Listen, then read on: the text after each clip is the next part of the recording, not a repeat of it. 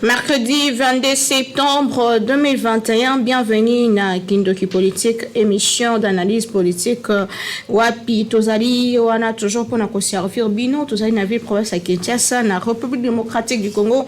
Ozolanda biso libanda ya mboka Congo, ozolanda biso libanda ya Afrique, ozolanda biso na kati ya Afrique, ozolanda biso na kati ya RDC. Na bakwa nyonso ya 26 province na biso to pesio mbote mingi toza wana pona servir bino nga wa bino na omimpila zaka toujours wana na esengo ya koyeba ke boza ebele bozali ko continuer ko s'abonner makasi na émission Kindoki Politique pe boza wana pona ko servir pona kolanda biso toza toujours wana pona ko servir bino po ya biso na bino ekoma bolingo pe confiance na cadre émission Kindoki Politique ya moko na lelo toza quelques sujets d'actualité auto-exploité kasi nazanga moko tina plateau nazali ndeko journaliste ndeko confrère héritier Ilunga azali moko ya babitué ya plateau Kindoki Politique otozaka toujours na habitude ya kozala na elongo kopesa makanisi na ndenge etali bongo évolution ya mboka na biso parce que ezali droit constitutionnel ya ko yeba ko participer activement na développement pe démocratie ya mboka ata kozali député te ata kozali ministre te mais le fait de réfléchir pour le pays ezali moko ya tout moko ya ba droit o moto esengeli a sala yango po eza très important ko lobaka rateke ba sala ki mabe mais qu'est-ce que toi tu proposes pour que mboka na biso et kendeli boso pour lobaka nous bâtirons ton sol nous assurerons ta grandeur plutôt ngana loba donc nous le faisons tous ensemble. Nous le faisons tous ensemble, bah dirigeants, les gouvernants comme le gouverné. Donc nous tous nous faisons un tout où nous travaillons pour l'intérêt du peuple, chacun dans son coin. Donc, ça la lomo pembeni wana yeba ko sala ngo pour la famille na yo, kasi sala pe pour la mboka pour na sima musala na yo futa mpaku atako congolais nga futa mpaku te mais afuta mpaku so eza inconsciemment. Chose consciemment ba essayer futa mpaku eza moins compliqué wana eza sujet mususu. Peut-être to ko kolobela ngo na kati ya mission Kindoki Politique ya mokolo na lelo mwana mboka héritier Ilunga mbote na yo. Mbote mama na bonne santé. Moi malamu na ngolo nzambe ndenge azobatela biso. Finalement, fumée blanche et a dévoilé, chef de l'État lobby du haut et à tribune ya Nations Unies lors de l'Assemblée générale que l'élection ezali bel et bien en 2023. Parmi nous sur la dobakiwa. Élection ezali biso peto sepeli na situnga ina sepeli makasi. Na ndenge mokonzi mboka alobi ki élection na 2023 ekozala parce que na moni directement que opération nanga 0 voix dans ma province 2023 0 voix dans ma province si mimbala moko ba onyo so ba postula ki na province na biso na ba province mususu pe ba sali quelque chose te directement tout ba yate soko bika ke oza eli utaki na province te tikala na kini parce que na province o sala ke logote. Na moni déjà que opération 2023 0 va dans ma province et Simbi. Mais pour quelle fin en fait? À part ça yo postulé on postulé to kocha bakal était parce que ba osala le côté ba chaka kale na muto osala quelque chose donc to kocha kale nani a mérité à longo. To continuer l'émission la biso bande quoi ya opposition ba sala qui marche na bango le 15 to lobela ki d'ailleurs na yo le même 15 wana to za ki na plateau ba projeté marche le 29 septembre bango bazo lobela le camétal de politisation assaini et puis koloba non à glissement chef de l'état sur asia lobby que glissement ezate est-ce que c'est encore important pour la bande opposition ba marcher? Oui eza droit na bango kaka ndenge tout le monde qui a le 21 batu ya IDPS ba membre ya IDPS ba allié ya IDPS ba sala ki manifestation na bango ba marché na kimia nyonso na autorisation ya gouverneur de la ville monsieur Gentiningo Bilambaka oyo a confondre ka Yumbi na Kishasa mais Yumbi nani province ama Ndombe za province mususu moi nani ya Yumbi wana eza Kishasa te moi mboka Yumbi wana eza Kishasa te ndenge Gentiningo Bilambaka sala ka moi confusion mingi apesi bango autorisation basala ba manifestation na bango mais na moment ya aboyaki bango parce que tout le monde qui na suka féliciter la police que bo décalé non mona ne tso comme porte parole la Gentini Ngobila non alobi tolandaki yango biso nyonso tozalaki wana alobi bo décalé de 2 jours pona nini te parce que la journée mondiale la démocratie mérité tout ça la manifestation pour tout la qui ça na mokili mobimba ke Congo to na démocratie existe donc au Karamaka nango le 15 journée mondiale la démocratie manifestation et mon ani à opposition mais il fallait bon qui ça vraiment que démocratie ezali na kati ya mboka na biso botala ba opposition ba opposition ba sali manifestation na bango la police est encadré bango ti na point de chute na bango est-ce que ça la manière na kati ya mboka na biso na pouvoir ati les gelou tout le monde ndenge policier comme même na niveau ya koiba téléphone ya bato babandaki ko sala marche na mutu akomi ko policier azoki mambango peuple azolanda ye na sima pesa na téléphone nanga na pouvoir ya ti les gelou sur le penza lobby eleki olobaki yango justement que quelques personnes baza attachées na partie de PES parce que baza et de PES tendenge CG alobaki CG membre quelques personnes ba soutenir ba allié ya IDPS batambolaki na balabala ba allié ya IDPS nde batambolaki na balabala parce que na mona ki on a bandelo ki ba membre ya nyosa ki ba membre ni nesi mona ki bato ensemble bazalaki wana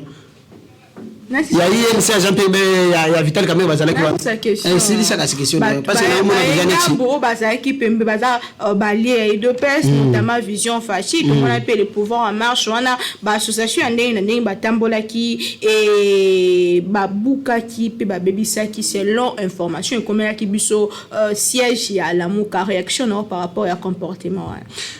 eza eloko ya biso tobosana te ke eza musala ya IDPS nani ayebite na utu koyebisa batu na ba émission mususu pas ba confrère na ba concert na biso ke au IDPS ba utu ko découvrir 161 bis na commune ya Sele na 161 wana au moins 100 bis eza kuna o IDPS ya bebisa soki vraiment toza na état de droit ya solo balandela pe o ba bebisa ba bien public wana na bato ba marche ba manifestation na bango bandaki kosala IDPS chaque moment ya sala ka manifestation na ye na balie na ye babebisaka kaka biloko balobaki ke toza na état de droit yango wana bake kopanza siège ya parti mususu siko état de droit e mona na place wana kasi to mona vraiment que état de droit ezali bakanga banise loleka bakanga oyo mususu ya vision fati bakende na bango basambisa bango pona bango nde bato bakendaki ko négocier na Gentini Ngobila on a confondu Rayumbi na Kishasa apesi bango autorisation faut pas oublier que na temps on va marche wana ba trouver ba voyer mususu ba profiter est-ce que faudrait seulement ko yango ba voyer ba kondana kaka na ba marche c'est la responsabilité on a na ba o bande ko marcher mama Naomi yeba yango boye na moment ya IDPS na opposition to bandaki ko lobake eza ba infiltrer bazo utawapi na pouvoir en place te na minute oyo IDPS a comme na pouvoir kaka biloko to bandaki ko mona na époque oyo azalaki na opposition le même biloko to mona na moment azana pouvoir ya sikazate keza musala na bango marche oyo etali bongo soutien na ba institution des ordres de salama ki mwanda mbubai décidé balobi que siège na bango ezalaki vandalisé babetaki mabanga bapasoli ba effigie réaction na par rapport ya comportement na eza boni ezola kisa ya kolobake batu ya IDPS na balie na bango à partir ya lelo na pouvoir ya Chile jelu batika lisusu koloba makambo ya état de droit te batika makambo wana parce que bango moko na no lie bazala ba exemplaire basala ka yango te batinda ka batu ba respecter mibeko me bango moko ba respecta ka mibeko te yo moko moni na marche na bango c'est pourquoi na utu koyebisa yo ke même na 161 biso wa utu komona ngo na commune ya Sele au moins 100 bis eza na kati wana batu babebisa 100 bis wana eza batu ya IDPS na moment bazalaki na opposition soki tozali ke toza na état de droit ya solo na ba manifestation bo bandaki kosala ba obebisa ba bien ya l'état et senga sikona minute ndenge ba imposer biso état de droit o to moni justice a dépôt de mesures s'impliquer pe na ba dossier ba bisi wana ba marche wana to mona mingi ba infiltrer ba auta de part et d'autre quoi ba infiltrer ngo ba kota kana ba marche ya bato ya nani ya IDPS na ba lié na mingi opposition wapi taba zalaki na opposition to monika biloko wana lelo ba komi na pouvoir to benga bango liso mingi ya opposition pona nini na marche ya moka biloko wana sala makite ba bebisaki wapi après gouverneur de la ville Gentini Ngobila a telemi wana pona kolbaki na féliciter la police na musala kitoko ba journaliste ba betami akobeta maneti banyama to ko ba émission na biso petit à petit tozo kende vers la fin to la kisi que to le belango que la muke kozana balabala les sous le 29 septembre za dans la bango le plus constitutionnel ba on bazo ko yeba nini bazali ko revendiquer pour na politique ya mboka na biso to lobela moko ba déclaration ya ba IPPRD ko ba ko eza possible que Joseph Kabila azonga na pouvoir na 2023 makantina eza nini par rapport ya déclaration eza ko zanga makambo ko sala parce que la minute o nan il fallait tout réfléchir comment Congo na biso ko sala nini et ko avancer parce que na pouvoir na bango na moment ya 18 ans ba gérer kimboka na biso etant que ba panzi tango to yebi mabena malamu basalaki nini basalaki pendant ces 18 ans non ba vanda dossier na Joseph Kabila atikali na sénateur avito tikaye na place wana batika kotumbola ye muto atika silence na défaut batika kotumbola batika eka kabongo na kinga kati na ye bandeko Shadari na bandeko mususu wana barimo basakani ba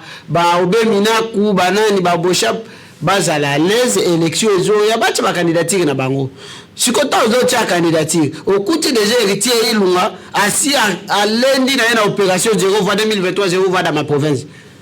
okonuka presque ko lokolo. So 0 vent dans ma province c'est que province na ba représentaté bon siko yo sala ki le côté siko kwa ko sala nini na province na biso ça que boza pe na ba élite eza mabe makasi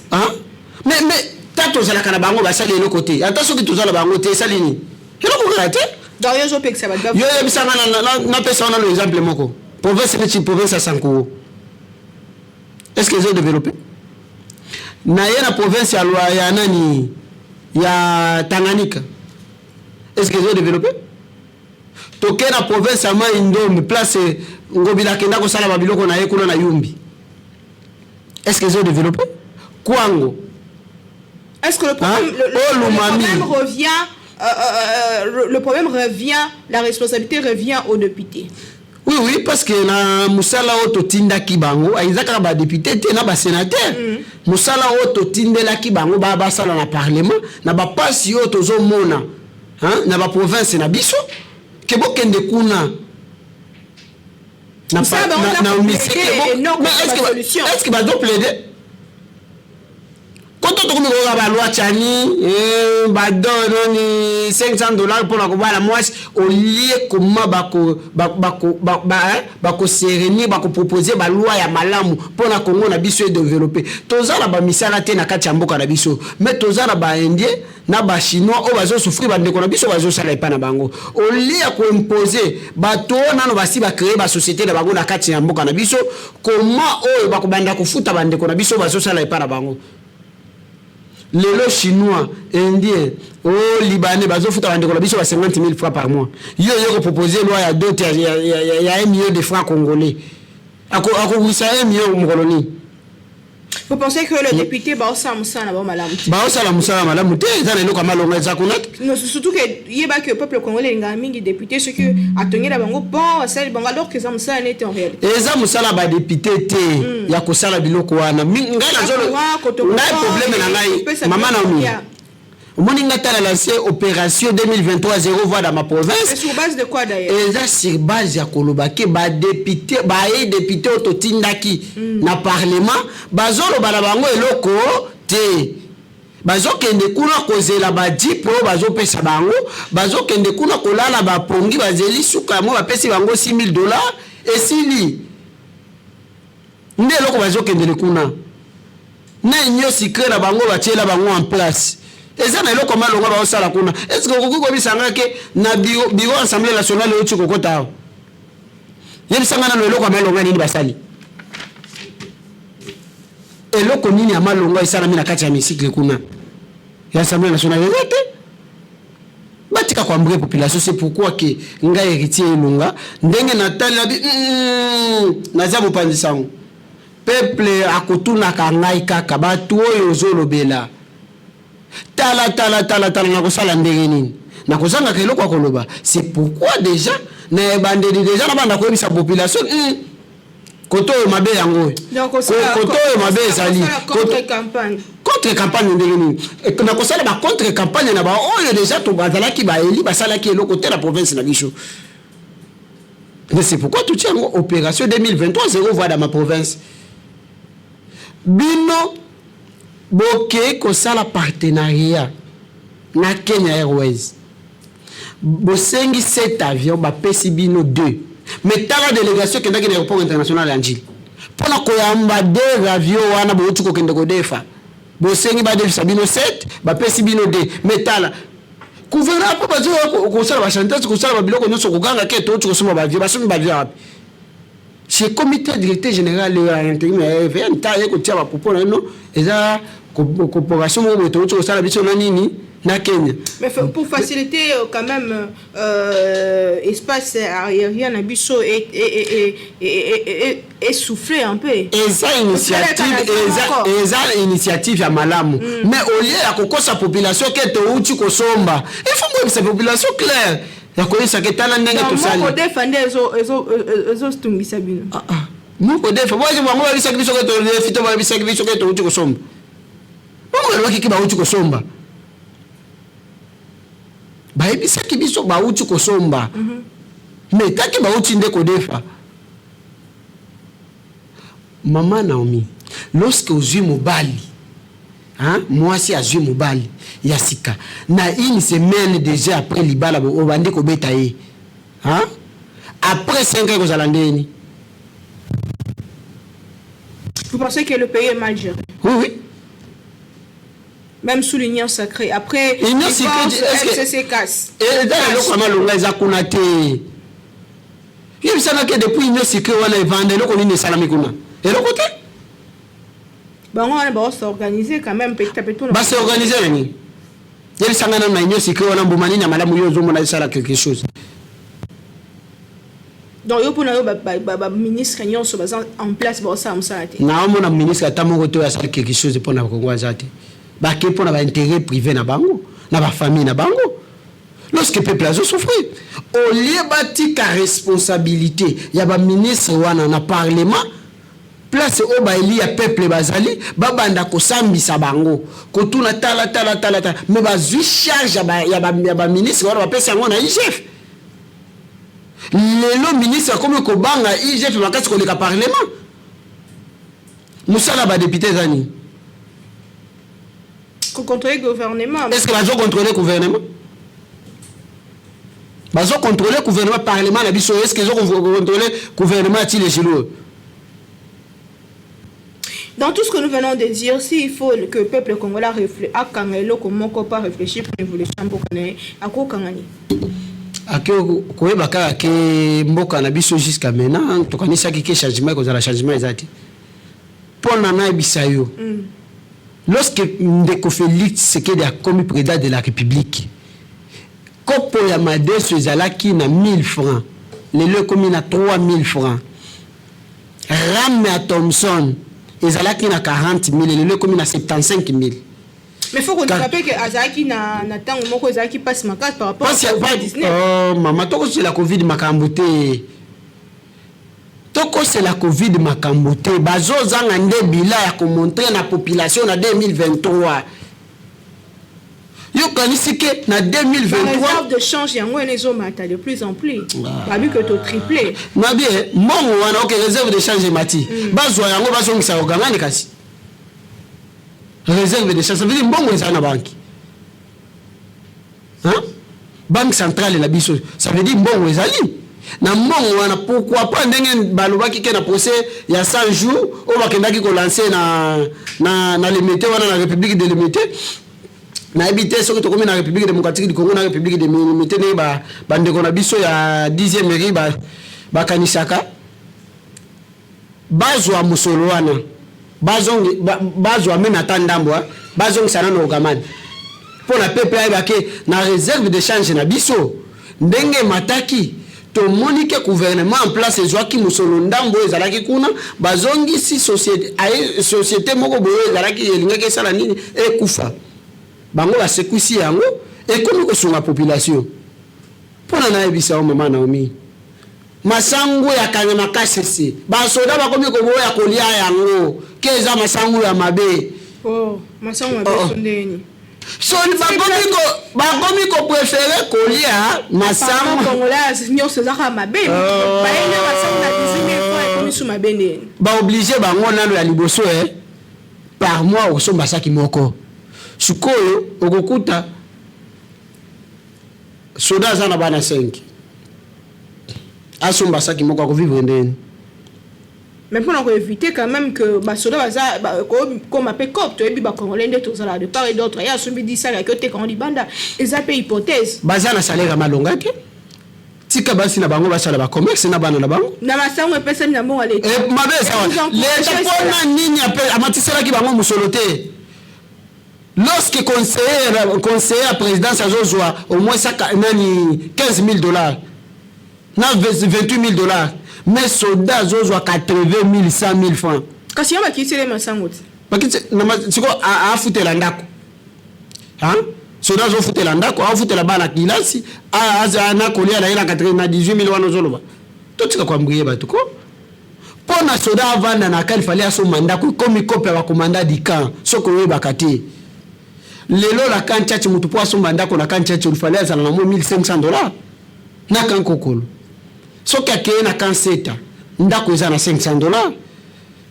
po soki musoda akeye na nsele daipen eza na $250 le mois ou bien apesi na nuka pesi mbala moko ça veut dire asomi ndako ekomi ya soda komi kosomba ndako c'est pourquoi omoni ke basoda ebele baza na kante baa na cité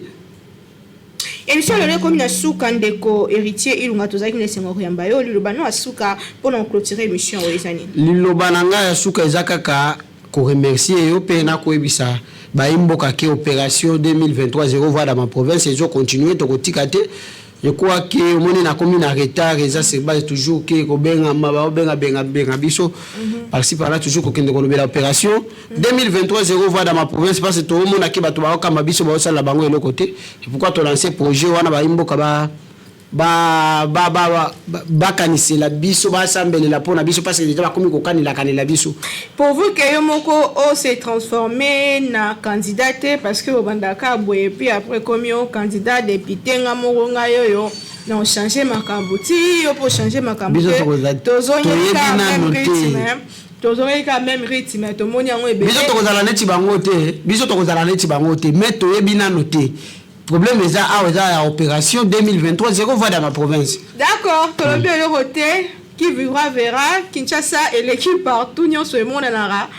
et l'Obama Arabo et puis après vous voyez émission qui donne politique à l'ESI fidèle téléspectateurs merci na esengo mingi ko ba commencer belé liboso à poste télévision na bino pona kolanda biso toujours bozara fidèle libanda mboka surtout ba congolais diaspora to lingana ngana bino merci beaucoup na ba appel na bino merci beaucoup na ba aide na bino et puis ça mana tanga ba komba ba tumena na bino mingi to continuer au la bino musala malgré la pression de part et d'autre nous sommes là pour vous servir pour vous dire ce qui se passe dans votre pays la République démocratique du Congo pensez à investir ici au pays parce que mboka bozala ngoka moko mboka ba koko on est mieux que soit c'est soit les balobara chez dans ton pays où tu es plus à l'aise, plus stable, tu peux bien construire que si tu es dans ton pays, tu peux bien travailler, mais quand tu es dans ton pays, c'est mieux alors penser à investir beaucoup plus en RDC, toyoki makamba chômage, toyoki makamba délinquance, toyoki makamba bombe, toyoki makamba belé, en tout cas il faut qu'on connaisse ça. Comment est-ce qu'il faut faire pour que la RDC RDC se développe. On se retrouve plus tard pour un autre numéro avec un nouveau invité et puis toujours avec le même plaisir. Retrouvons-nous demain toujours avec le même plaisir Kindoki politique et Sili Awa. Voilà minoto kutani mkolezali koya nzambe abenissa mboka République démocratique du Congo. Continuez à nous écrire et envoyez-nous vos critiques et suggestions. Nous sommes là pour nous améliorer et vous servir. Nengana Lobasoni. Tokutani prochainement. Bye.